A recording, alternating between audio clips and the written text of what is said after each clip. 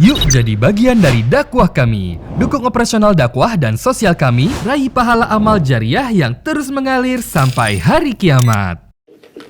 Selanjutnya dari WA yang sudah masuk, dari hamba Allah perempuan 38 tahun pegawai negeri dari Lampung, dari 0812 9337 sekian-sekian. Bagaimana saya harus bersikap jika suami tidak bertanggung jawab dan pemalas, tidak menafkahi kalau tidak diminta karena merasa istri sudah bekerja dan punya penghasilan, disuruh cari kerja pilih-pilih, selalu berdusta memberikan janji-janji palsu.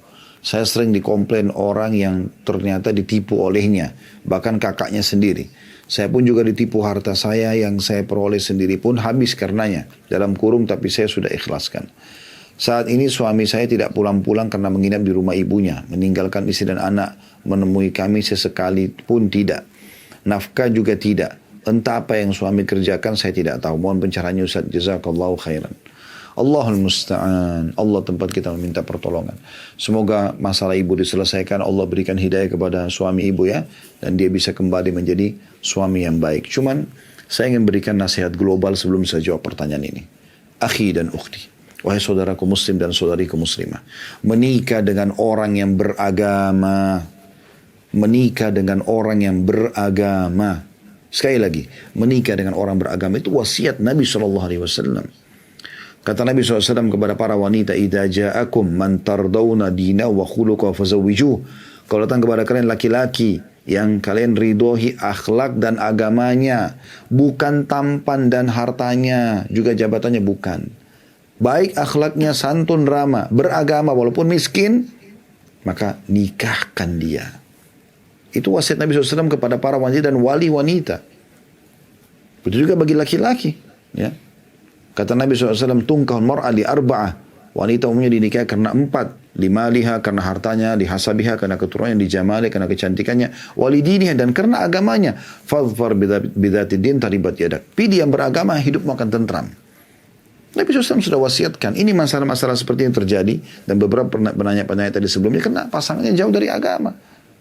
Yang istri mengeluh suaminya tidak mau sholat, suaminya tidak bertanggung jawab, tidak berikan nafkah, selingkuh, suka berdusta, ingkar janji. Semua ini menipu orang karena jauh dari agama. Ya, karena jauh dari agama, Allah musta'an.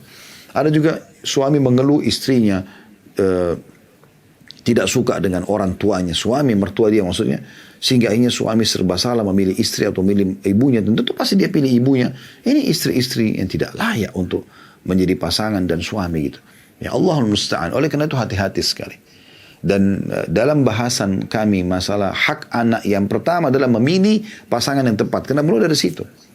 Kapan Anda salah meneteskan sperma di rahim seorang wanita buruk, maka akan, dan hamil, perempuan yang buruk itu akan menjadi status ibu anak Anda selamanya. Susah disesali karena sudah terjadi.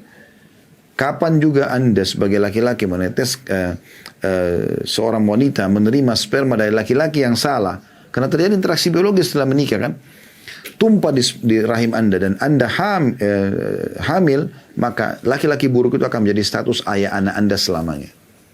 Tidak boleh salah dalam masalah ini. Ya. Tidak boleh salah, harus betul orang beragama. Baik, bagaimana kalau terlalu terjadi Ustaz?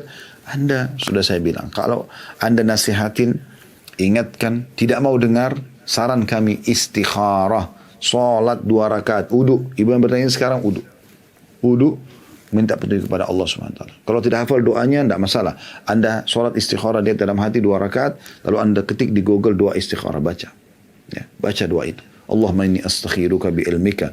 Ya Allah, aku minta petunjuk darimu. Wa astaqdiruka bi kudratik. Dan aku mohon ya dengan kemahakuasaanmu.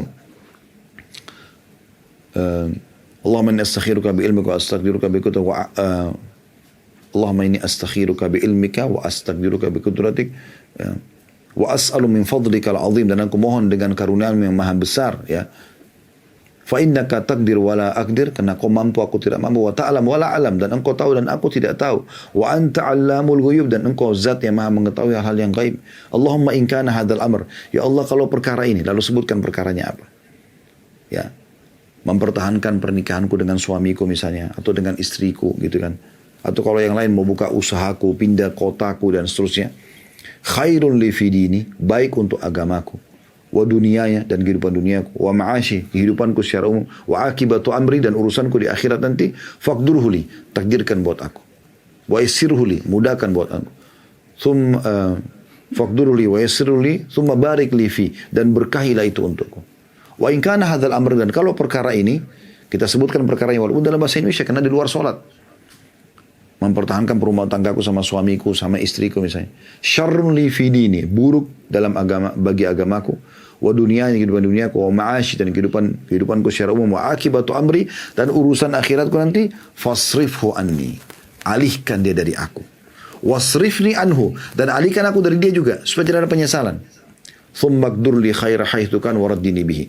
Lalu kemudian tentukanlah kebaikan untukku, dan buatlah aku ridho dengan ketentuanmu itu. Ya, kalau sudah tidak bisa lagi kita perbaikin mereka, pasangan-pasangan ini jangan bersama-sama. Tapi jangan langsung ambil keputusan kecuali sudah istikharah. Karena istikharah ini jalan pintas tua, dan kita minta langsung kepada Sang Pencipta agar menentukan apakah saya lanjutkan atau tidak.